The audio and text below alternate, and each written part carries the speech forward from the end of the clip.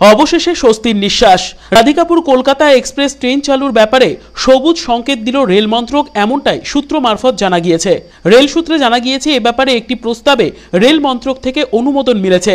ফলে এই ট্রেন চালু এখন শুধুই সময়ের অপেক্ষা। তবে করোনার কারণে রাধিকাপুর কলকাতা এক্সপ্রেসকে আপাতত স্পেশাল ট্রেন হিসেবে চালানোর প্রস্তাব পাশ হয়েছে বলে সূত্রের খবর। প্রসঙ্গত, গত মার্চ মাস থেকে করোনা সংক্রমণের বাড়বাড়ন্তের হদিশ মিলতেই জারি হয় পূর্ণাঙ্গ লকডাউন। সেই সময় থেকে বন্ধ হয়ে যায় সমস্ত ট্রেন। তবে পরবর্তীতে আনলক পর্বে কিছু কিছু স্থানে ট্রেন চালু হলেও রাধিকাপুর এক্সপ্রেস চালুর কোনো নির্দেশিকা না থাকায় অসন্তোষ প্রকাশ করেছিলেন রায়গঞ্জ তথা জেলার সাধারণ মানুষ। অবশেষে এই ট্রেনের বিষয়ে সবুজ সংকেত মিলতেই খুশির আবহ জেলা জুড়ে। এখন কবে নাগাদ ট্রেন চালু হয় সেই অপেক্ষায় সাধারণ মানুষ। Bureau report, Kulik news, Raiganj.